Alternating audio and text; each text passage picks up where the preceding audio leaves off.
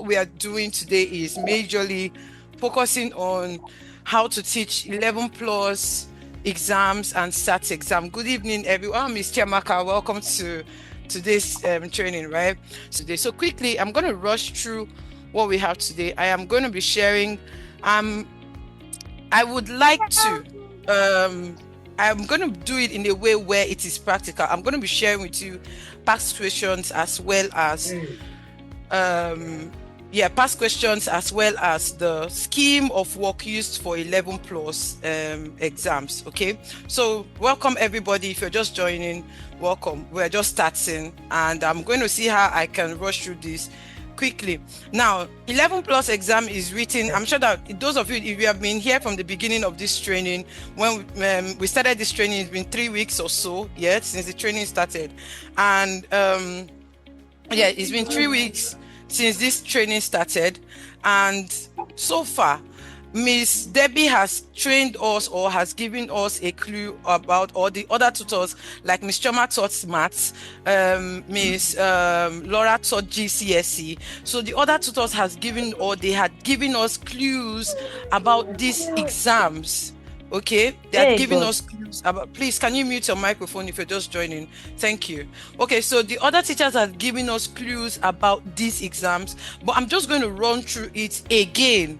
All right, I'm going to run through these exam boards again. Now, we have 11 plus exam. 11 plus exam is written by students in year 6 or students that are just entering year 6. It's usually written in September. You know that September school usually resumes. So they prepare for this exam from their year 5 and year 4 in preparation to writing this exam at the beginning of their year 6, which is September. The exam is usually done in September. So next month, right? The people that are in year 5 now going to year 6, they are going to write the exam next month. Okay, so that is when they usually write the 11 plus exam. And then we have SAT exam. SAT exam is usually written in May, year 6, second term. Is it second term or third term? Year 6. When they are already like fully in the year 6, that's when they write the SAT exam. And for 11 plus, there are different exam boards. If you were here from the beginning of the training, you will understand that there are different exam boards. So we're not just teaching 11 plus students. No, we are teaching based on the school exam board. If you are a teacher here and a parent comes to you and say, "Hello, Miss Debbie, my child is preparing for the 11 plus exam," and you tell the parents, "Oh yes, I can teach 11 plus," and you don't know you didn't ask the parents what school the child is going to, what exam board, then you are lost. Because there are some schools that write only verbal reasoning and non-verbal reasoning. They don't do maths and English. Follow me. And there are some schools that does maths and English, and they don't do verbal reasoning and non-verbal reasoning. And then there are some that do the 4 of them. Most of them usually do the 4 of them, which is maths, English, non-verbal reasoning, and verbal reasoning. If you were here for Ms. Choma's training, certainly you would have heard her talk about non-verbal reasoning. If you don't know what non-verbal reasoning is, please go and browse about non-verbal reasoning for UK. I think it's usually taught by maths teachers. So if you're a maths tutor, you can actually learn to teach non-verbal reasoning. But today I'm going to focus on English. I'm going to touch, or I might touch verbal reasoning a bit, but I'm going to focus on English. So let's go to what we have. Now let's look at the different exam boards. We have different exam boards that we use to teach 11 plus exam. And the first one I have here is GL. This is the popular one. I think most people know very well. GL exam board. This exam board is usually written by students that want to go into the grammar school in the UK. It is written by students that are going into grammar school in the UK. So you have this GL, and most of the time GL exams usually have maths, English, non-verbal reasoning, and verbal reasoning put together. So you have all of these, the 4 of them, the GL test, the 4 of them, and most grammar schools in the UK usually actually use the GL exam. And like I said, the major thing that you always see in GL comprehension, in GL you see the comprehension question, and for English, GL English, you see comprehension, you see vocabulary, you will see grammar, and you will see, when I mean vocabulary, I mean spelling, vocabulary and spelling, right? And then you will see grammar, and then you will see punctuation. The GL assessment tests all of this in English. And then for it's how will I put it? It's very, very time conscious. They test their time. So as a tutor, you're teaching exam class, yeah, you should always test timing as well. So teach the student how to manage their time, and we're going to talk about that very soon. Don't worry, we're going to talk about that. And then the next thing I want us to talk about is for verbal reasoning. You will see them do codes, you see them do data for numbers, you see them do analogies, you see them do synonym and antonym, which is a major problem for students who are preparing for the 11+ exam. Synonym and antonym, okay? Synonym and antonym. They don't do SPAG like SPAG the way it is in GL, in 11+ rather. SPAG is usually done, or the way they call it SPAG is for SAT. Although it's still the same thing we do in GL, but in GL we just call it comprehension, the punctuation, spellings, and what's it called? Grammar. I'm going to share a past question on different exam boards so that you see the different exam board types that we have. And then we talk about verbal reasoning, and I've talked about the things that you see in verbal reasoning. Let's look at another exam board. Another exam board that you will see is SEM. Okay, CEM, the same exam board, Center for Evaluating and Monitoring. This is another exam board that you're going to see. And again, SEM tests the 4 parts. But one thing with SEM is most of the questions, it's not all the questions that are objectives, and they have writing tasks in it. Okay, SEM has writing tasks. GL does not have writing tasks, like when they will say, oh, the student should write.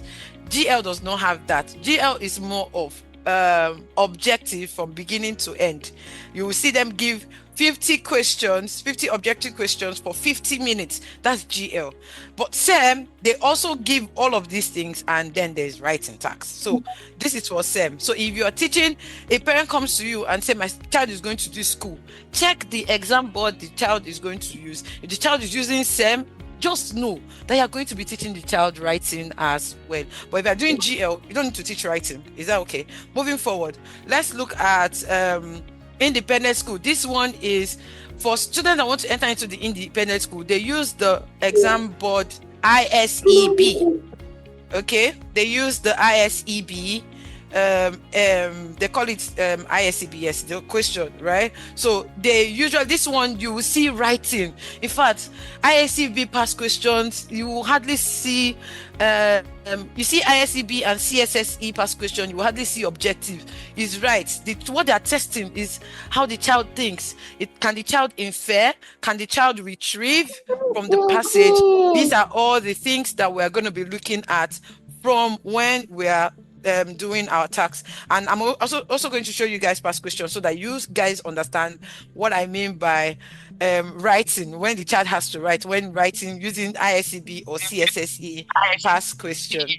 Okay, so moving forward here, we have I talked about ISEB pretest, and then we have some specific school or school-specific exam. This one is based on different schools. The schools will decide, okay, we are bringing out our own exam.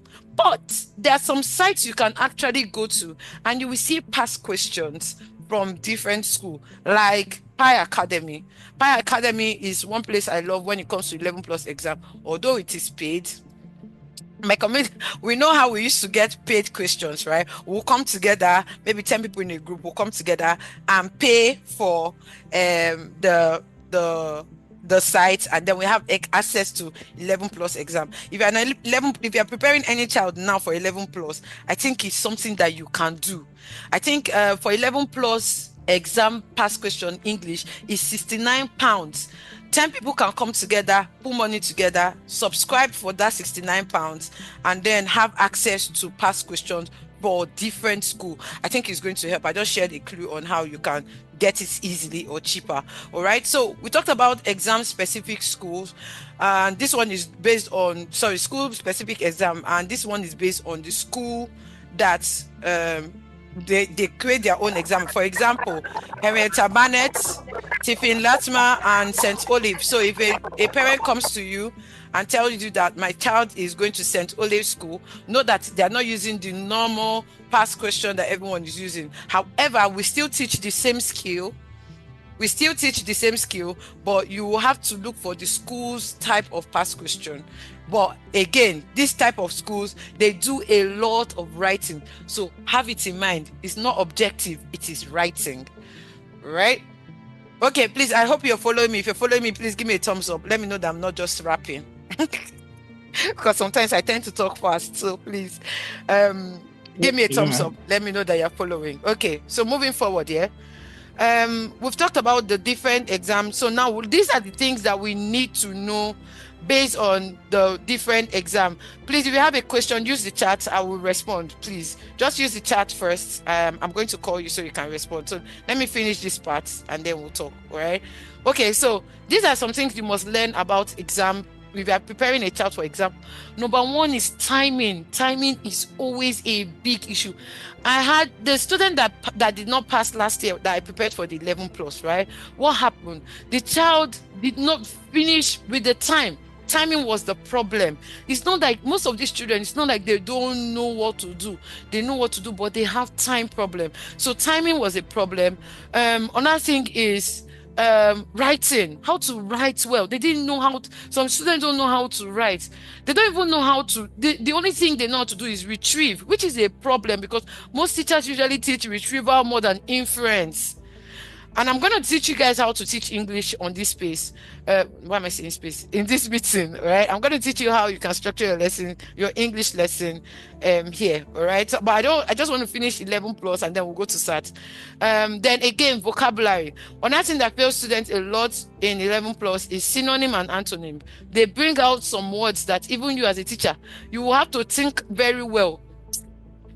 You will think very well before you know the meaning of those words, or you just go and use the dictionary, right? So vocabulary in context, like how the child can decode the meaning of a word based on the way it is used in a sentence. Yeah.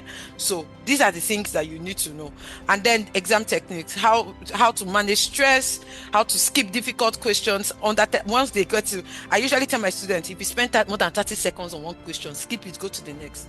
Later you come back to it. So you have to teach them this skill. You also have to teach them how to retrieve answers. You have to teach them how to eliminate wrong answers.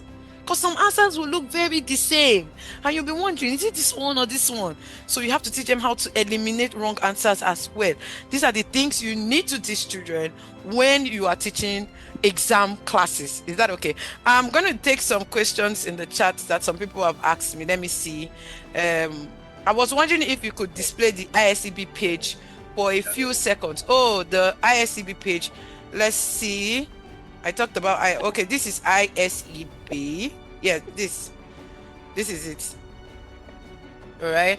So we teach literary and like I said, and ISEB is more of writing. All right. So this is majorly what you will find in 11 plus questions. And quickly, I want to share my screen again, and I'm going to take you guys to past questions before we go to SAT. Right. We are still on 11 plus. I only have 1 hour and few minutes with you all, so we are on 11 plus. I want to teach this in a way that you'll be able to understand what I mean. Okay, so let's go to, all right, so let's go to my OneNote. I want to share how you use or different past questions that you will likely see. All right, let's move. Now I have a what's it called? I have a catalog of past questions, a lot of them, right? Because I've been doing this for a long time. But let's walk through. I'm going to walk you guys through GL, what you will likely see in a GL comprehension question, and then I will move to ISEB and the other ones. Okay, so this is a GL question. Basically, this is what you will see in a GL question. You will see them give comprehension, all right? And you can get these past questions from CGP Plus. You can get them from what's it called? What do they call this site? From GL assessment sites. You can even get them from sat.co.uk. I think I'm going to share some of the sites with Miss Debbie so that she can share it with us in the group, where we can see 11 plus past question. But again, my go-to will always be Pi Academy, because although it is paid for, but Pi Academy gives you or breaks it down for you according to schools. All right. Now this is it. Yeah, I have this as a GL past question. Like I said, GL is more of objective. So for comprehension, you will see a lot of comprehension. For the comprehension, they will give you, or they might give the child 20 to 25 questions, as the case may be, right? Now, let's look at this. I like this thing because I will say you are not just teaching the child to read, you are teaching the child to read and understand. And this is another reason why I would say, as a teacher teaching 11 plus or exam student, your student should be able to annotate. Annotation is a skill. Annotation helps the child to be able to pick out their answers quickly. So what do I mean by annotation? When they are reading, even if it's their exam, when they are reading, tell them, if you're doing a practice question with them, they should use the highlighter on the OneNote. They should go take the highlighter, and words that they feel they do not know, words that they think might be a clue to their answer, they should highlight it. That is what we call annotation. Very important skill when you are teaching exam students, whether it is GCSE exam, or you will always see me if I go take you to my students you will always see them annotate. It's a skill you need to teach, because it helps them think fast. It helps them to locate their answers very, very quickly. Is that okay? Now, after teaching them annotation skill, another thing you need to do again, like I say, is let them highlight words that they feel they do not know the meaning of.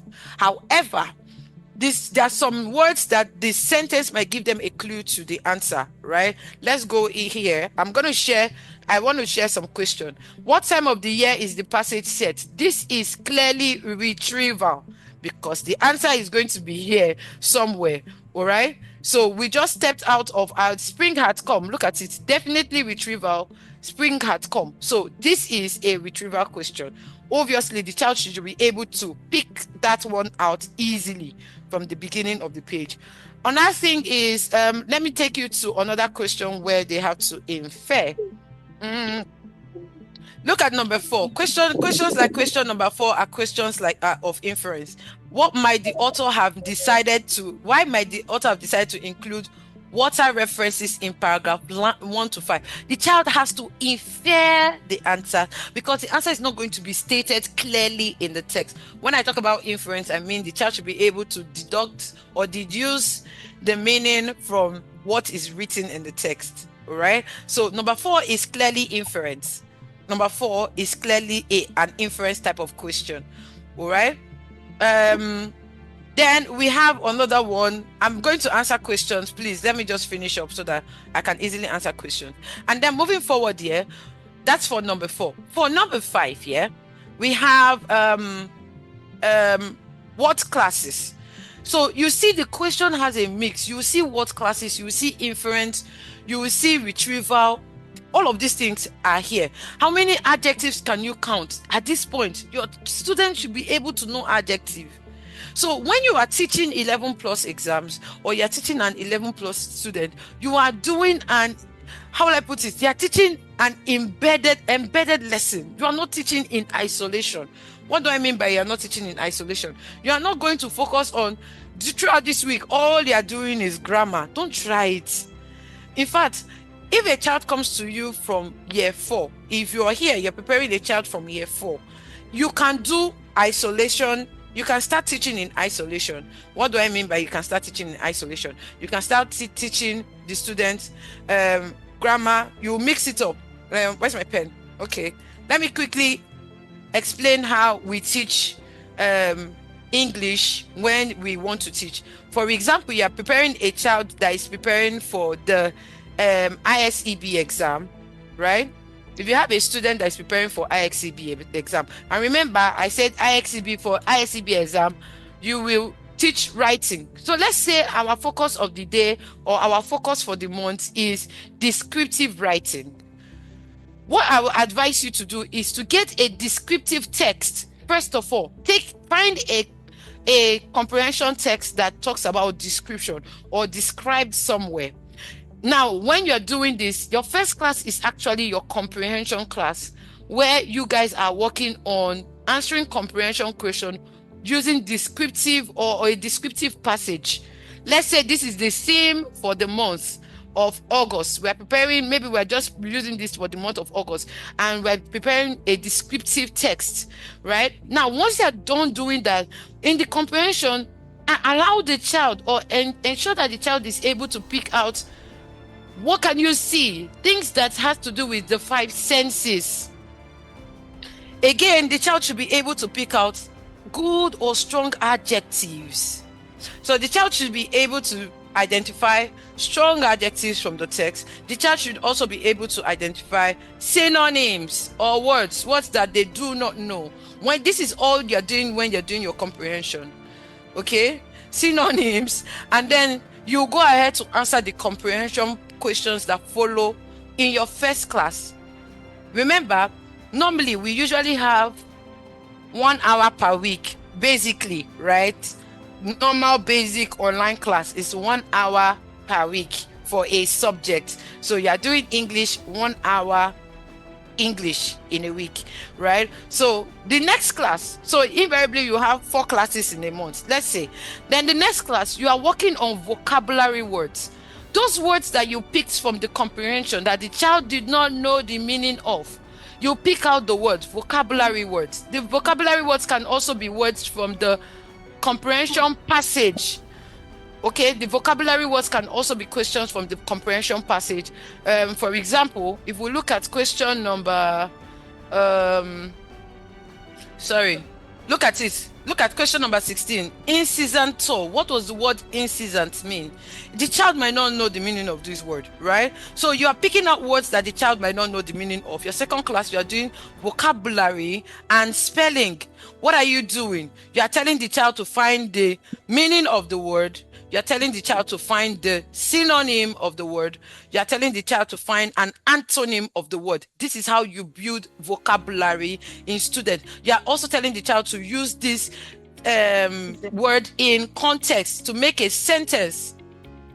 You're telling them to make it in context. You're telling them to make a sentence with the word. These are the things you are working with when you're teaching vocabulary. Now, your third class is grammar class. Now, in your grammar class, remember, our major focus is descriptive writing. Your grammar class now, you go into using adjective, expanded noun phrases, or using adjective to describe a scene.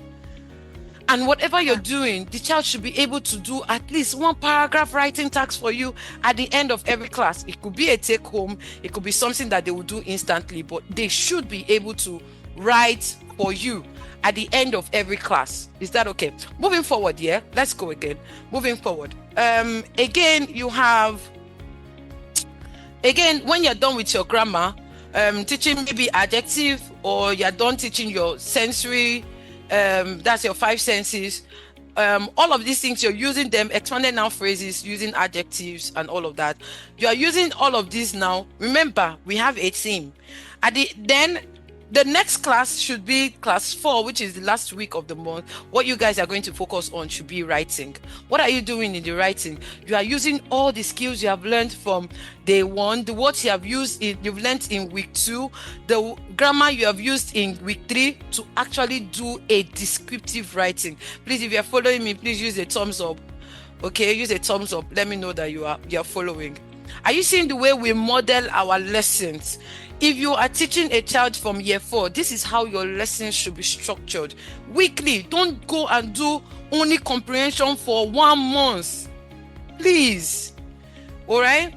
Don't go and do comprehension for 1 month. No, have a mix them up. You don't teach in isolation. You teach all of them put together.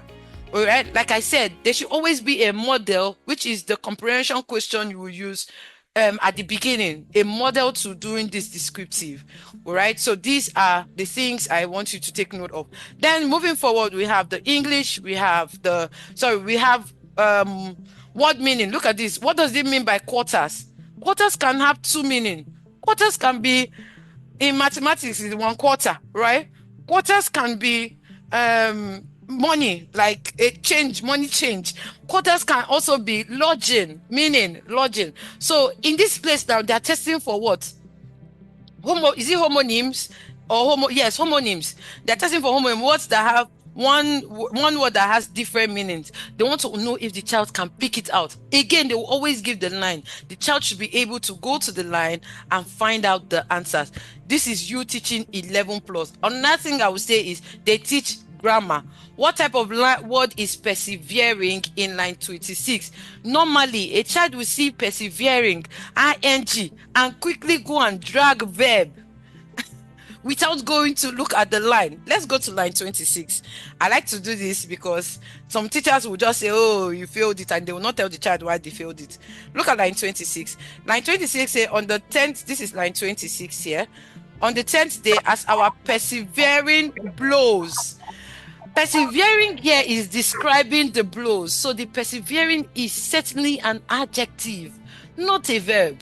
But if the word on its own is a verb, but when you use it in a sentence, this is what we call in context. When you use it in context, it is different. Are you all with me? So this is one skill you as a teacher, you even need to know. What is the word, does the word mean in this context? Let me show you another one. I think I was doing this with a child yesterday. Let me quickly move this here. I want to share this. Look at this one. In the beginning, instead, they relied on careful observation. Normally, the child quickly picked verb because observe, of course, observe is an action, right? But then, they did not follow the rule. There is careful here, and careful is an adjective. What does careful do? What do adjectives do? They describe nouns. Definitely, this here is a noun because the tion changed it from a verb to a noun. It now became a noun, an abstract noun, because of the fact that you have careful here and the suffix that was added to it.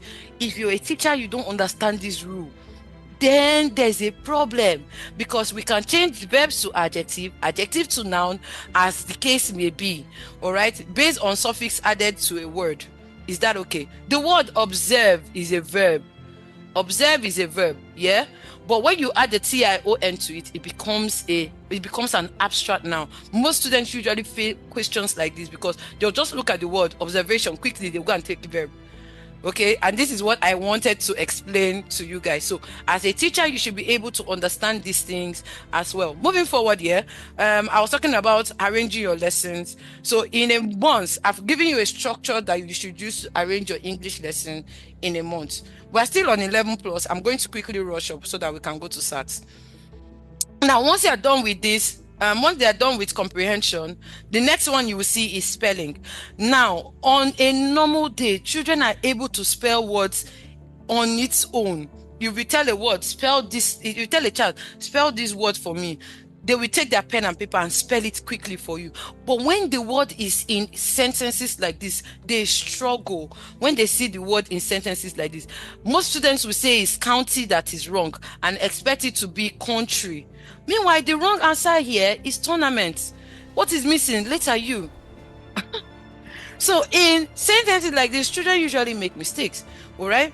And then you see them, they try their best to find out the answers and all of that. So you have to teach them a skill in spelling. What are the skills you're teaching them? Silent letters. You're teaching them silent letters. You're teaching them suffixes, when to double the consonants. In spelling, you're teaching them spelling rules. All right, and you're not just teaching them in isolation. They should be able to use these things in sentences. They should be able to use this word in sentences. If you are teaching a child and the child has a lot of spelling errors, you should use or try to imbibe spelling rules. IE rules, you will always see IE rules. Look at it. I've not even finished talking. I just saw it here. Received. What is the rule for IE?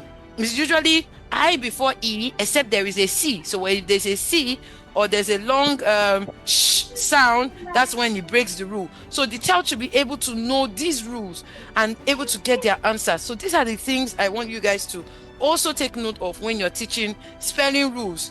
Okay, teach them silent letter, teach them homophones, homographs. These are things that you should be able to teach the child. Now, after doing spelling, you will see them give them punctuation. Punctuation in sentences is another big problem that students usually have. Although I've taught some students that are good with using their punctuation, however, you see them struggle with punctuation marks like semicolon, when to use the semicolons, when to use colons. You see them struggle with this type of punctuations a lot. All right. So you should be able to teach them this punctuation mark as well. And then when to avoid comma splicing, when you have a lot of commas. Again, you will also have to teach them parentheses. All right.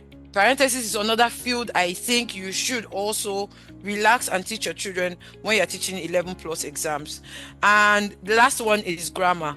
For grammar, they are not teaching them, it's not like the comprehension where they're telling them, is this a verb or a noun? No, they're looking at how they use the words. Okay, they're looking at how the words are being used. Waiting the when the students' nerves soared as they listen to the words. The fact that you have to so it should be exciting. Don't go and take excitement. So you have to also teach them what to pick based on the context.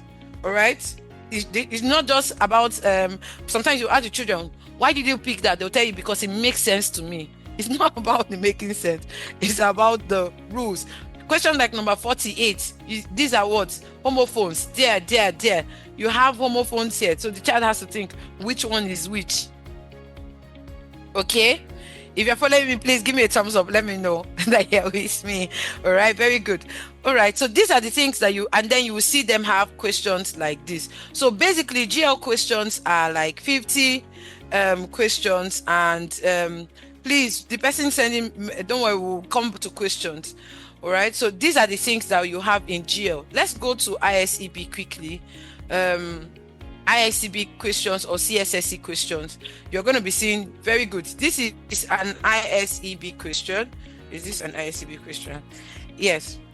This is CSSE question, marking scheme and question. All right. I'm coming. Let's just give me a moment. I'm looking for the comprehension. Oh, okay. So this is CSSE. Let's look at CSSE before we go to ISEB. Now for CSSE, you can see the type of question they give them. It's not like GL where they have question options where the child can circle their options. They are not circling any option here.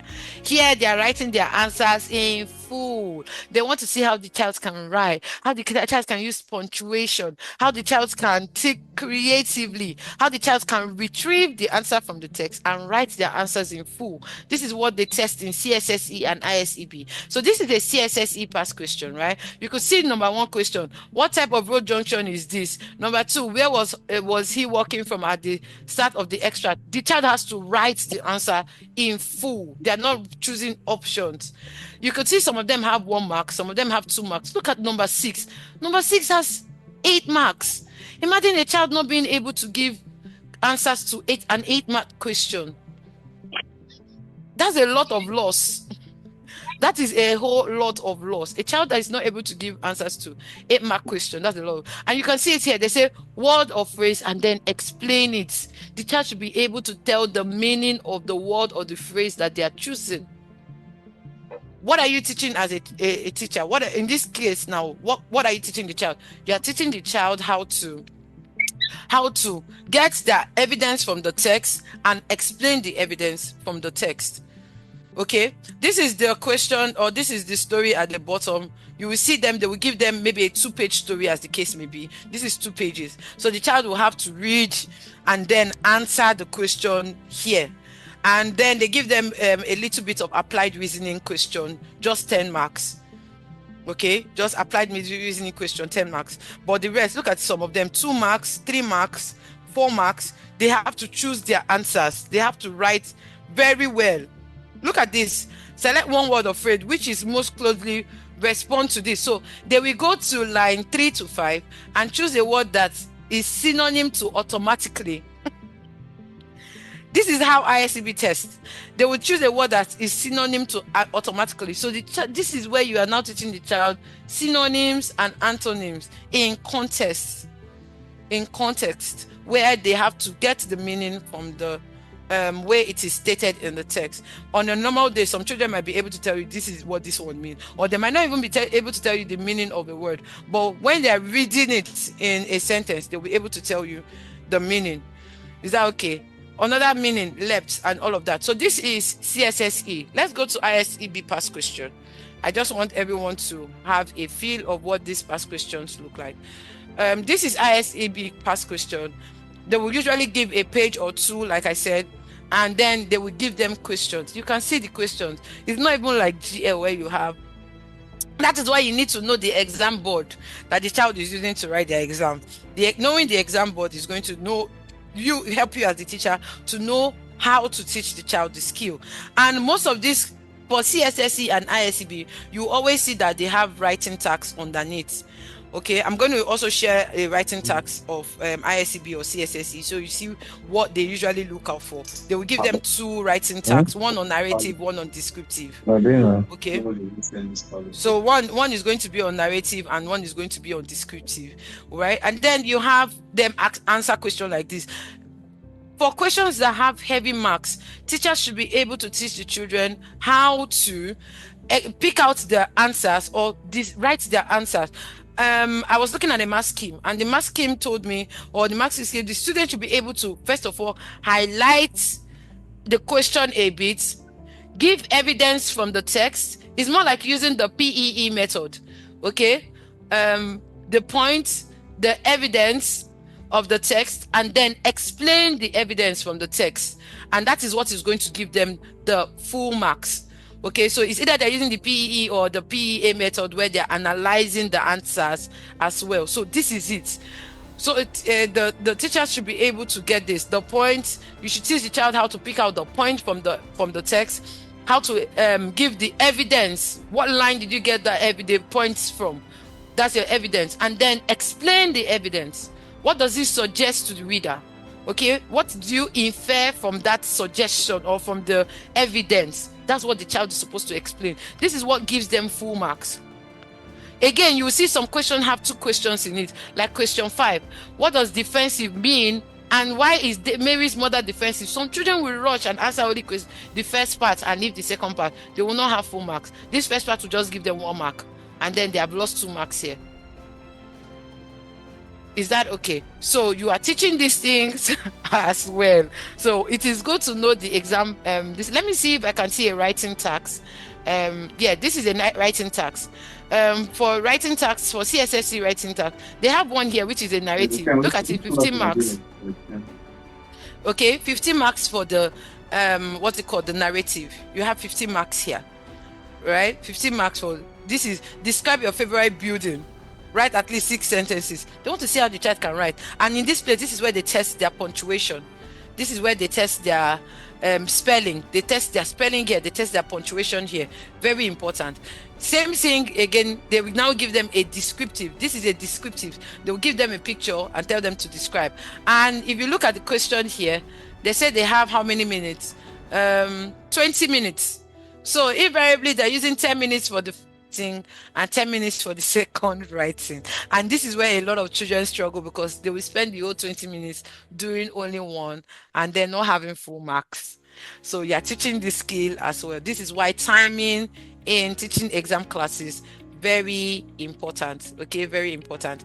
So this is for 11 plus exams, preparation for 11 plus exam. We've looked at CSSE, ISEB, and all of that. So these are clues you could use to teach exam questions. If you have any question on 11 plus before I go to SATs, please, you can show of hands. Let's see. Do you have any question here before we go to SATs? I had a slide, but I've ignored my slide because I believe that showing practical example is better than explaining slides.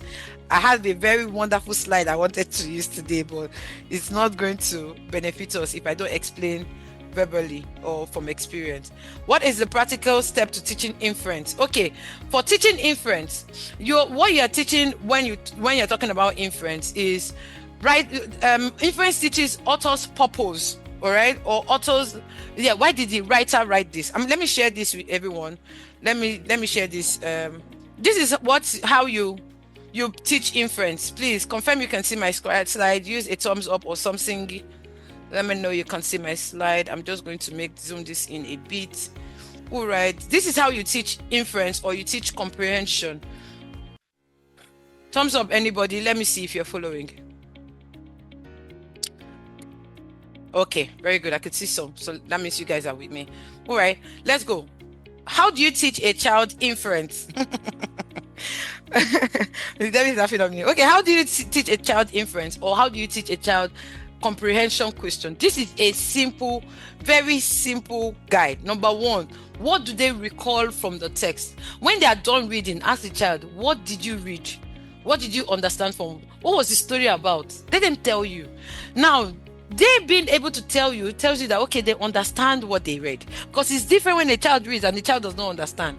They understand what they had read. Now, how do you apply your answers, or how do you put your answers? What do you think when you do that? When you ask them questions from the text, and when you ask them questions and they choose their answer, ask them, why do you think that this is your answer? What part of the text gives this away? How do you know that this one that you said is the answer, is the main answer? What did you see here that makes you feel like, oh, this is your answer? The child should be able to tell you that. The child should also be able to tell you, what do you think the writer was thinking when he said this particular thing? What was he thinking about? I'm going to share a comprehension passage where I use this to model thinking with my students, and my student was able to know, oh, Miss Blessing, I failed it because I was thinking this, when actually this is actually the answer. So this is it. So you're actually asking the child, what was the writer trying to make us think? What part of the text shows you your answer?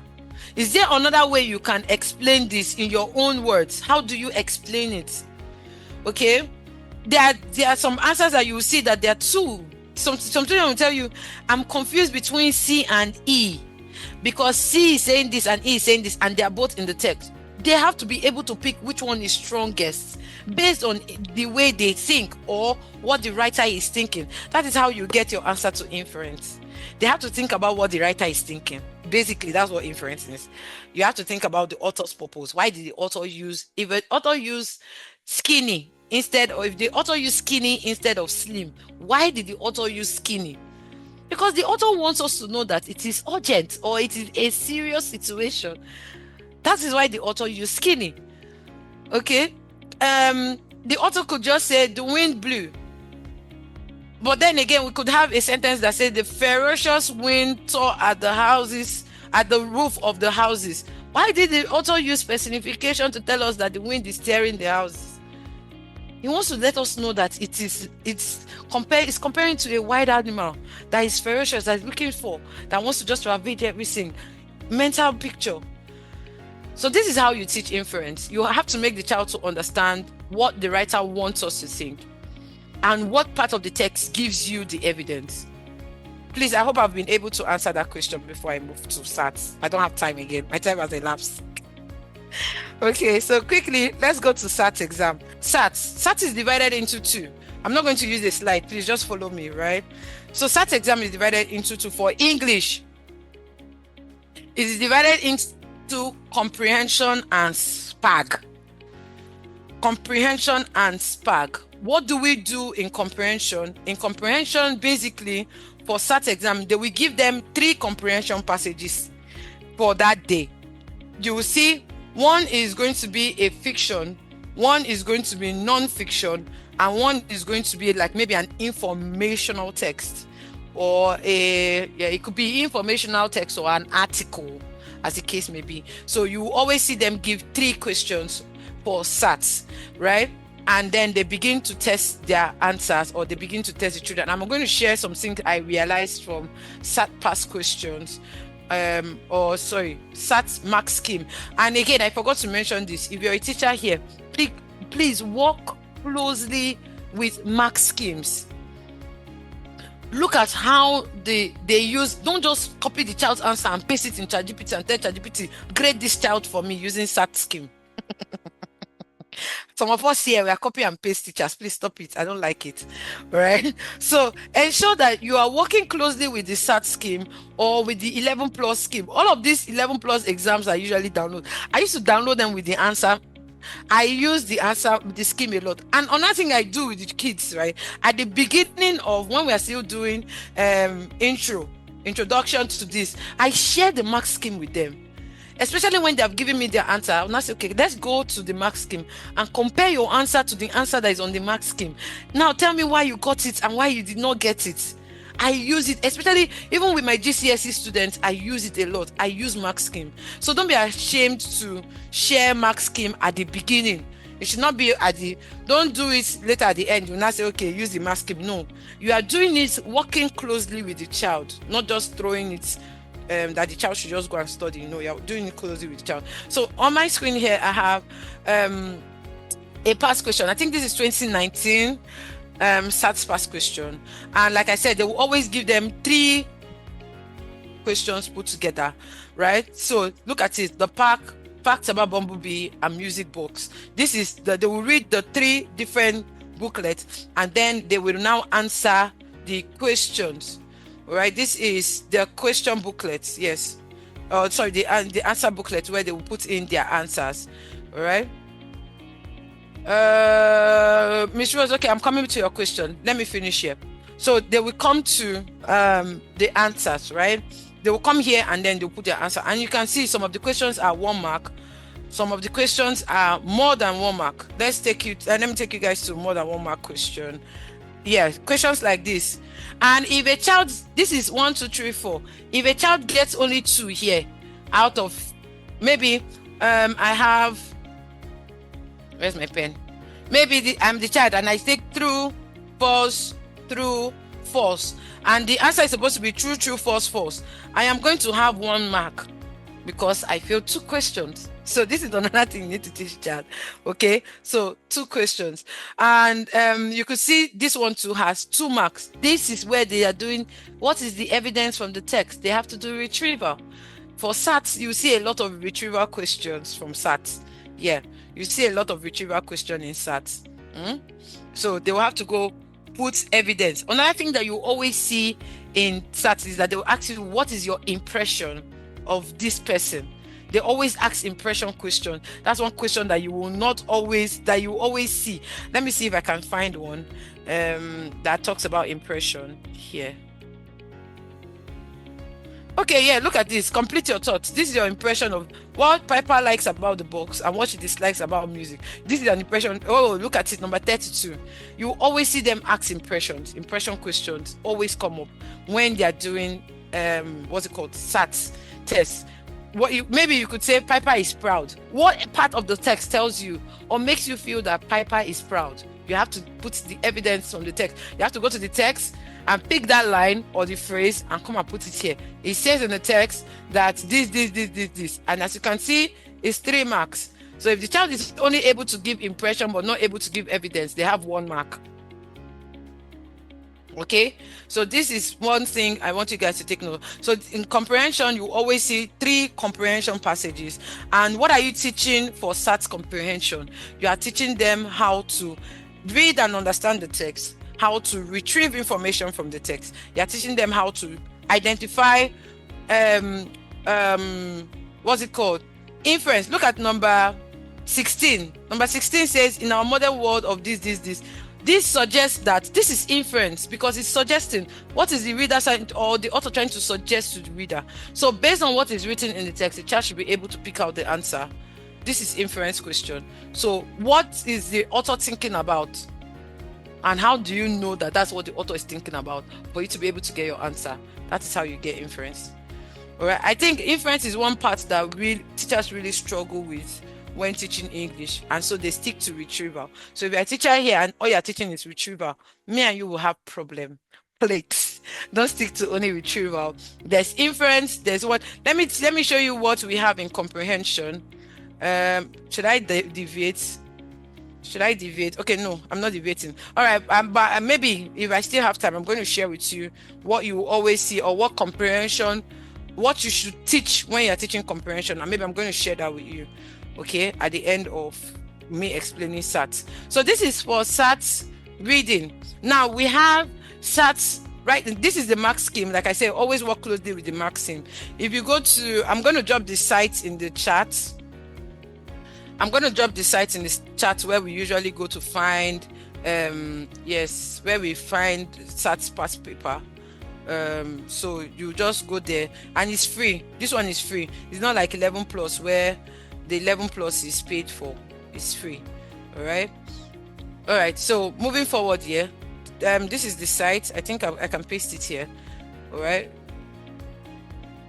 SAT's paper. Okay, let me just send it. Yeah, that's the site. So you have the mark scheme, work with it. Another thing you always see in this thing is SAT's SPAG. This is SPAG. SPAG is spelling, punctuation, and grammar. Spelling, punctuation, and grammar. So for SPAG, you will always see questions like this where they say underline this one. They're testing their grammar skills. They're testing their spelling abilities, suffixes and prefixes, anything that has to do with grammar and spelling and punctuation. This is where you see it. And at this point, for remember in 11 plus, we are not teaching in isolation, but in SPAG, I would say to an extent it's good to teach in isolation. Where you're teach grammar, teach them spelling. What are the grammar spelling? We've talked about spelling rules. We've talked about grammar, the 8 parts of the grammar: preposition, adjective, adverb, verb, nouns, how nouns and verbs change when they have suffixes and all of that. The child should be able to know these things, right? Again, you should be able to teach them punctuation. Basically, like I said, semicolon and colon. You will always ask, you see questions where they will ask, where do we put semicolon? Or, okay, look at this. This is parenthesis. Insert a pair of commas in this. The child should be able to put the commas where the extra information is. So this is where you're teaching them parenthesis. Again, you will still see questions like, this is verb form. I'm quickly going to, okay, this is contracted forms.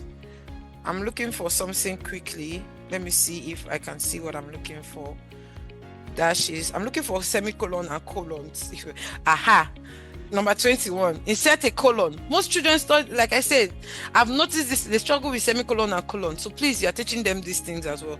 How to use them, not just identifying where to put them here, but also how to use them in writing. If you're teaching a GCSE class here, you will agree with me that most GCSE writing tasks that have high marks, you will see that they always tell you that the child should be able to vary their punctuation, especially the use of semicolon and colons and dashes and brackets. They want to see how the child uses this fronted adverbials when the comma comes in and all of that. They want to be able to see how the child uses all of these things, right? So if you are teaching SATs here, you should be able to teach all of these things as well. Okay. I think this is for SATs SPAG. Please, if you have a question on SATs SPAG, please let me know. And then for SATs, we still have spelling. This is another way or another one that they usually give them. Now, what do they do in spelling? Let me see if I can see a spelling question here. This is reading. I'm looking for spelling. Let me see if I can see a spelling. What do they do in spelling? They would call out 20 words for the child to spell. And most of the words that you usually see in these things are synonyms, homophones. Sorry, I'm trying to find if I'm supposed to have spelling somewhere here. You see them call homophones. You see them call silent letters. And these are the things that you're teaching your students: spelling, silent letters. I don't know why I can't find spelling. Okay, but you are going to be teaching them silent letters. You're going to be teaching them homophones, homonyms, homographs. These are the words that you will likely see the most in in SAT spelling question. So they will call 20 words. I usually download with the audio from the SAT sites. I will download the audio, put it on the OneNote. I hope you all know that you can put audio on your OneNote, right? So I will download the audio, put the audio on the OneNote, and tell the child to play the audio from their end and spell the words. That's how we used to do our practice. And I will time the child for 20 minutes. So you have 1 minute per question. So the child is doing 20 spelling words in 20 minutes. If the child does not finish when the person calling the question has 4 questions. That's all. We are done. It's not my fault. It's your fault. It's not spelling it well. So that's how I usually do it. I will download the audio from the SAT site, put it on the OneNote, and then we use it. I use it together with the child. All right. And then, like I said, another one major skill you have to teach is timing. If you are teaching a child 11 plus exam, and you know that the exam date is getting close, use past questions. In fact, all your classes should be centered around past questions. Teaching in isolation should not be done few months, or teaching isolation, when I mean teaching isolation, like teaching 1-1, should not be done few months to exam date. No, use past questions so that when the child makes errors, or the ones that the child does not know, you will not say, oh, okay, you don't know this one, let's work on it quickly. You can now teach the child that one and then give the child homework on the parts the child was not able to do. Is that okay? Another way I used to assess my children is my students are Google Forms. I like using Google Forms. I create Google Form, put the questions, still past questions. Yeah, I could still tell Chad, I could put the past question and tell ChatGPT, we change the name of the people in this story. It's still the same story. But I'll tell ChatGPT, change the name of the people in this story, or change the animal, or change something, and then give me questions using the same model of questions asked here. And then I use it on a Google form. I'm able to test the child, because some children are the same thing. One thing with SAT is that the same SAT question you're using to prepare your children online, they are doing the same questions at school. Some of you will bear me witness that sometimes when you bring out the question, the child will not say, oh, we did this at school.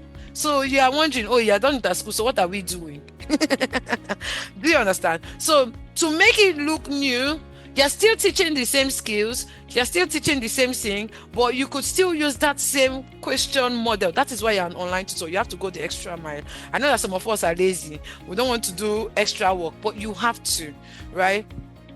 It's not everything. You really want to see the best out of your kids. Like I said, this year I prepared 18 students and all of them passed. Only one had 99. And the 99 self is not even still a failure, right? All of them had above 100. They were working at greater depth, 18 students. So just to tell you that I go the extra mile. If I show you my Google form, you're going to see different type of questions that I have refurbished over time. So these are the things that I will advise you guys to do, right? Put in the extra work. Take the questions that you have and put it in ChatGPT. Maybe this PDF now, you can copy this PDF. This is 2024 reading booklet, right? Can copy it and then tell ChatGPT, this story, the girl who walked on air, I want you to change the story in another form. Use it as a boy who walked on air, or a boy in a circus. ChatGPT will give you a story still similar to what is there, and then you will now make questions. Tell ChatGPT, okay, using the questions, make questions for me that are similar to this. And then you can now use them on Google Forms, so that the child will not tell you, we did this in class last week.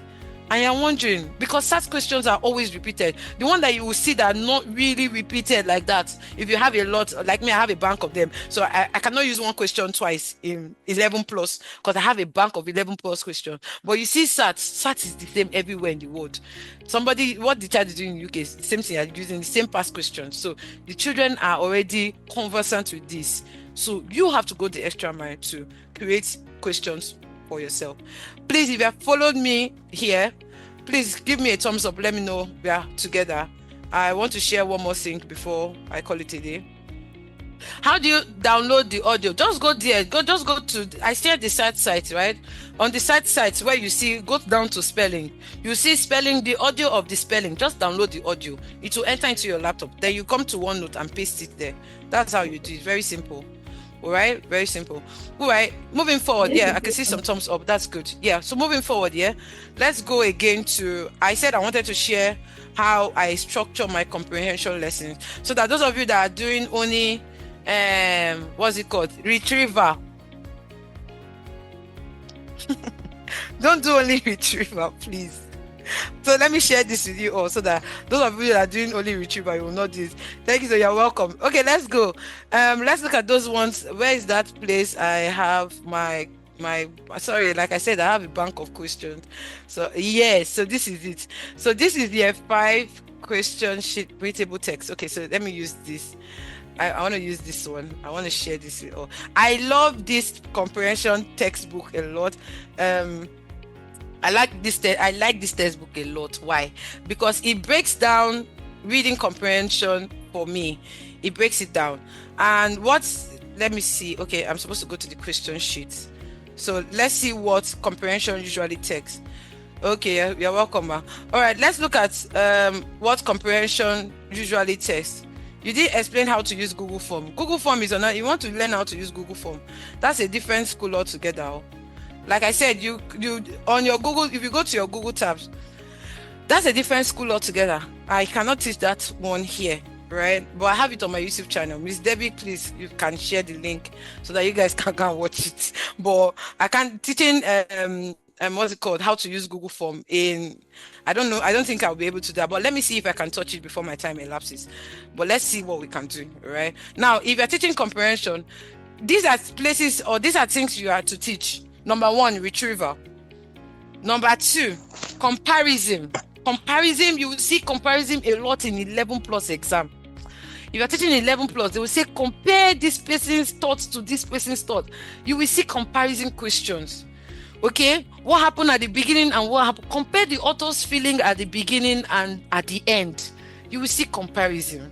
So you are teaching comparison. So that's why I say I like this Collins textbook, because it shows me, or it shows us like different things that we can actually do when we are teaching, right? And then you have why is my mouse disconnected?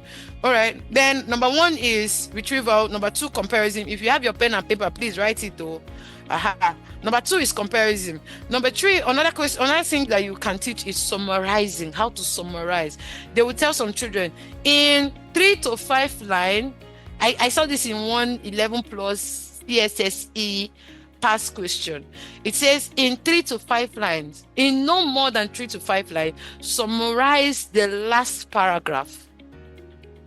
So the child has to summarize the last paragraph in 3 to 5 lines. So you are also teaching summarizing skill as well. All right. Let's go to skill number 4. Skill number 4 you will teach in comprehension is word meaning. I've talked about word meaning a lot. When you are using words in vocabulary and context, when you are talking about the synonym, antonym, word meaning. You will always see this thing in past question. All right, so you're teaching word meaning, and this is how you are to vary your comprehension passages or your comprehension question. Don't sleep on one, please. Don't only teach retrieval. Okay, you're teaching word meaning. After teaching word meaning, what else again are we teaching? Inference, very important. After retrieval, another skill, major skill you always see them ask is inference. What do you infer? What do you think? What does the author think? Or what does the author want the reader to think? Or what is the author suggesting? Inference, right? You will see inference. And then the next one you will see is prediction. There are some texts that they will tell you in your own, finish the story. I saw this in ISAB. Finish the story in 1 paragraph. The story might end in a cliffhanger, and then they will tell the child, finish the story. Or what do you predict will happen based on an evidence from the text? So you could say at the end, he is going to kill the dragon because he said, hey, Jesus, oh, mothers. What is not? Holiday. Okay, please, they should leave the kitchen. All right, let's move forward, yeah? Moving forward. Prediction. So they will always predict, like they might not, prediction is not something you always see, but it's also a skill I think you should also teach in comprehension. And then we've talked about inference. I think these are the major things. Summarizing. What else again? Retrieval. We've talked about retrieval. We've talked about word meaning. There's one more that I think, word choice. Yes, this is the one I was looking for. Word choice. What other words can replace this? Okay, what other words can replace a particular word? What word tells you that about the person's emotion? You are describing the emotion based on the word choice. And this is why I said a writer can say the wind blew, and the writer can say a ferocious wind tore at the roof of the houses. Why did the writer use that kind of sentence? Why didn't he just say the wind blew? So that's word choice. Why did they also use that personification to tell us that this is what the writer did? You are teaching these things as well. You are making the child to think. The major thing you as an online teacher, you have only 1 hour with the child. Your job is to ensure that the child is thinking. So you are not giving straight answers. You are giving the child, you are prompting. Your work is to prompt the child. What do you think? Where did you get your answer from? What part of the text gives you? The child should be verbal. The child should open their mouth and talk. If you are teaching a child that the child is just doing yes, okay, yes. You have not thought of self-reflection. At this point, I want everybody to be doing self-reflection. How do your students work with you in class? Do they just answer yes? Or just the same way I'm asking now, I'm saying, give me thumbs up. Nobody is talking. Don't try to, this one I'm doing now is lecturing. You don't lecture when you want to teach exam. The child should be able to express their thoughts out. There's another thing I usually do. I'll tell the child, I want you to think out loud. I want to hear what you are thinking. So sometimes the children will be like, I'm thinking of my answer. I say, think out loud. I want to hear what you are thinking. And then they begin to analyze their thoughts based on what is in the passage, and you hear how they are thinking. That's another way you can get a child to think fast. And then you cannot tell the child, are you sure? Can you look at this thing again? What if it is this way? And the child, okay. That's where learning has taken place. Because why? You were able to hear what they were thinking. But sometimes some children will be like, I want to think quietly. Don't allow them. You might allow them, it's not bad, but most of the time, let them think out loud. All right. Okay, so I think I've explained all of these things so far. Someone said, can we see the comprehension textbooks online? Can we download it? I paid for this one, so I don't know if you see it online. Can you send this textbook to us? Oh, where can we get the Collins textbooks? I will think about it. If you check online, you will not see it. I paid for this one. I paid for it, and I paid for 5, 6, 4, 3. Let me see. Maybe I will share it. Okay. Someone said I wanted to ask if you know any. I don't know. Samra, I don't really know. You have to check your country. I think in Pakistan there are a lot of go on LinkedIn. Yeah. Samra, you sent this question a lot of time. Go on LinkedIn and search for online physics tutoring or online physics openings. Okay, online physics tutor openings. You will see, especially your people have a lot of job openings. So please check on LinkedIn. I think that's one place you will always see. So if you go to the search bar and search, you will see companies from your own side or your own country where you can apply, and then you start teaching as a physics tutor online. I hope that answers your question. I'm going to stop sharing now. I believe that you all have learned something. This is question and answer section. If you have a question, you can go ahead.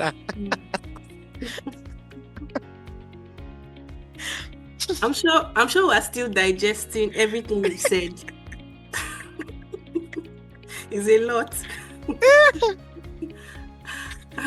Okay. Please, if you've learned something today, I would like to see a reaction. I would like to see you say thank you in the comment section. Miss Blessing really came prepared for us today. She didn't just come to teach us theory. She came and she showed us the work that we need to do. Thank you so much. You're welcome, Mom.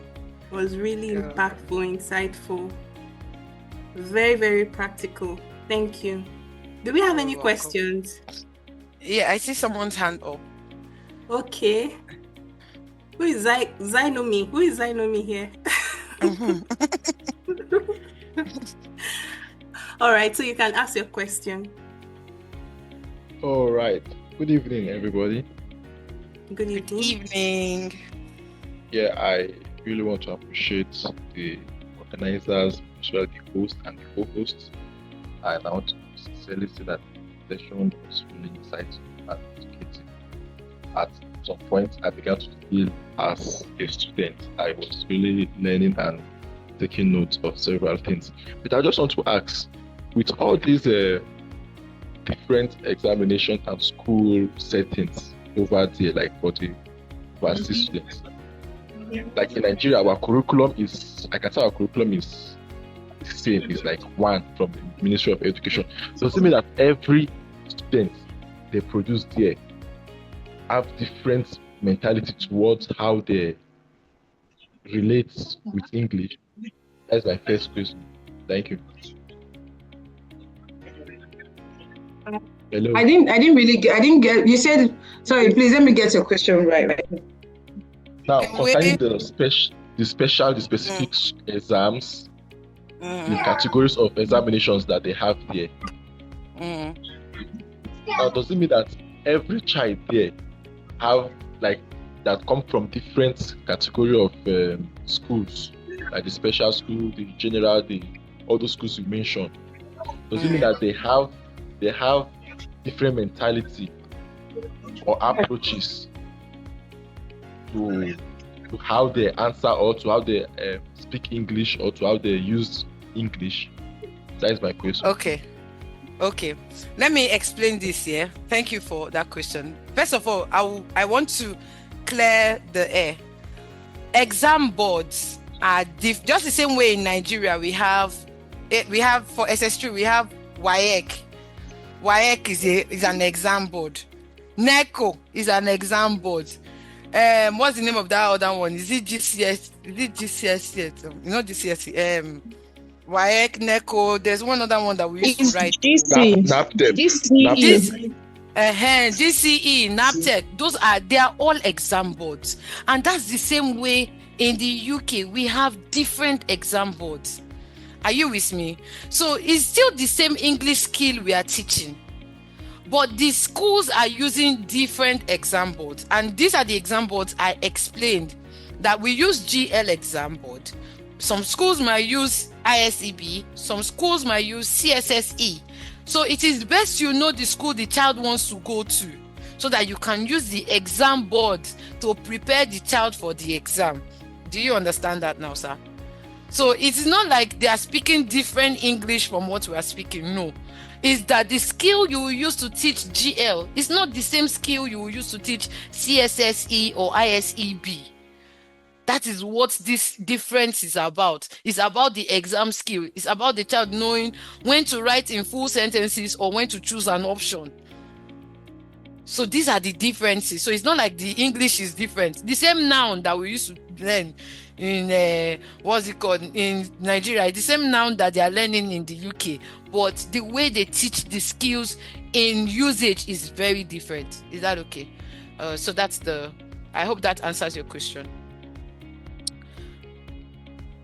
Yes, sir. Good evening. Thank you very much. I wanted to ask a simple question. If based on everything you've taught us, and I've just been thinking, what advice are you going to give us in terms of the level of work we're supposed to put in to be able to be excellent in teaching English language and exam classes like this? Okay. Let me put it this way, right? Let me put it this way. If you are looking at level of excellence, you are the teacher. You know what you are looking for. I could sit on my chair, right? Please just follow me, right? I could sit on my chair for preparing for a lesson, a 1 hour lesson. There's a client that Miss Debbie gave to me recently. That client has kept me on my both on my toes and on my heart, right?